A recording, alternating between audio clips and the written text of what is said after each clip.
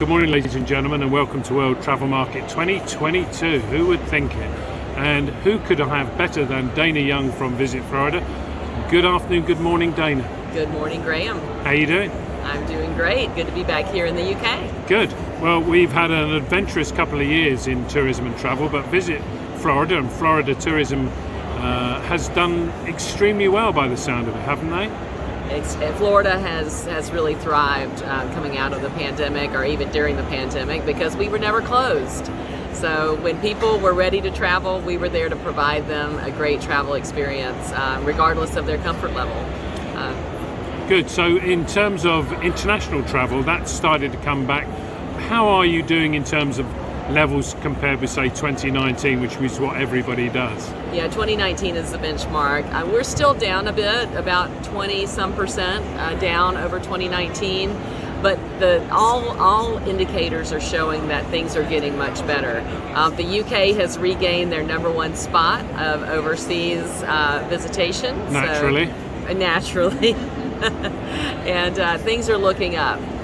Good. And do you have any concerns really with regard to people are talking about the cost of living crisis, about increasing costs of travel, increasing costs of fuel, and the fact that the pound is worth virtually nothing against the dollar these days in comparison with, say, 2 or 3 years ago? Have you figured in those types of things into your calculations? Well, certainly those are all important issues in people's lives, so we would never want to belittle those concerns. Inflation is real. It costs more to buy a dollar than it used to. Fuel prices are through the roof. I mean, those are real problems. But what we are seeing is that people still want to escape all of that, and they are still planning vacations, and by and large, they are planning vacations to Florida. So we are not seeing an impact from the negative economic situation around the world on the people that are actually planning a trip to Florida. Cool. One of the aspects that I remember when you first got the job, it's a key of your strategy, if you like, was to try and spread the joy across the whole of Florida, to the parts that perhaps haven't had it in the past. How successful is that policy going? And one of the interesting aspects of that, I think, is that you're going into areas that may not have been used to bigger numbers of tourism, and therefore resident sentiment comes into that a bit more. It's okay in Orlando and Miami, everybody, and Tampa, everybody understands it. But when you go into the smaller communities, that's perhaps where it's more of a challenge.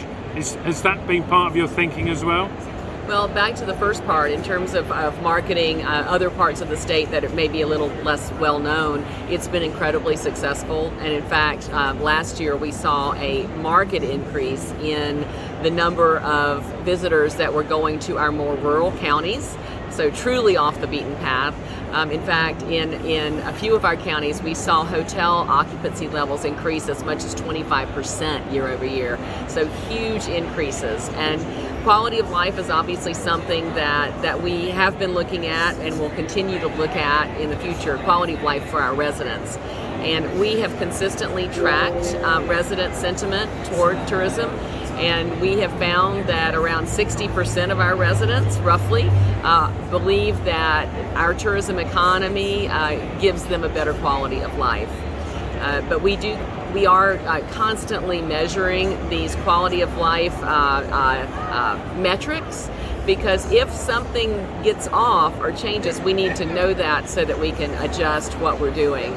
In fact, on our website right now, we have a quality of life dashboard that is a new addition as of last year that looks at a lot of the different metrics that people consider when they're thinking about tourism, and it actually assigns kind of a number value so that we can track it over time.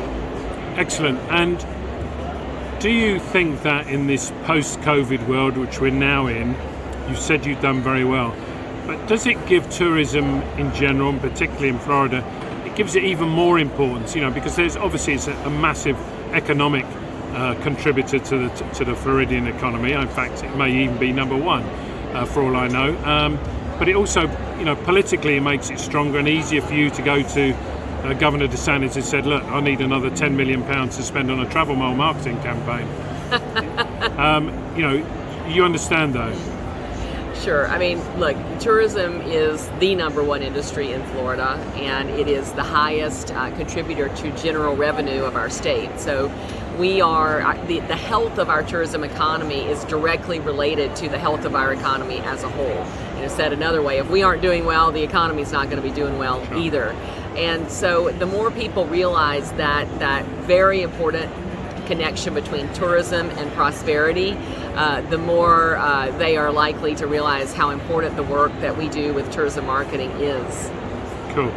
And finally, the question really is on the tip of everybody's tongue is about sustainability, environmental sustainability, the effects of climate change and so on. Has that, and do you find that's beginning to seep into tourism strategy thinking as far as the state is concerned as well? Well, sure. And Florida is unique in that, you know, the health of our environment is really paramount to the success of our tourism marketing, right? Because people are coming to Florida by and large to see our beautiful beaches and enjoy our fabulous weather and our clean, pristine water. So if we aren't taking care of those resources, it will hurt in the long run our tourism product. But we have seen huge investments in the past several years by the legislature and the governor in water quality restoration, Everglades restoration, wildlife corridor, creating a wildlife corridor for the state, which is, you know, those are some things that visitors won't see, but we as Floridians see. And something like $1.6 billion was put in the budget last year for environmental projects. In addition, when tourists come to Florida, they can feel good about the dollars that they spend because the bed tax revenue, a very large portion of it is going to environmental projects like beach restoration. I think something like $400 million so far has been spent on just environmental projects like beach restoration. Marvelous. Well, Dana, I wish you the very best of luck in the coming months. Thank you, Graham. Great to see you.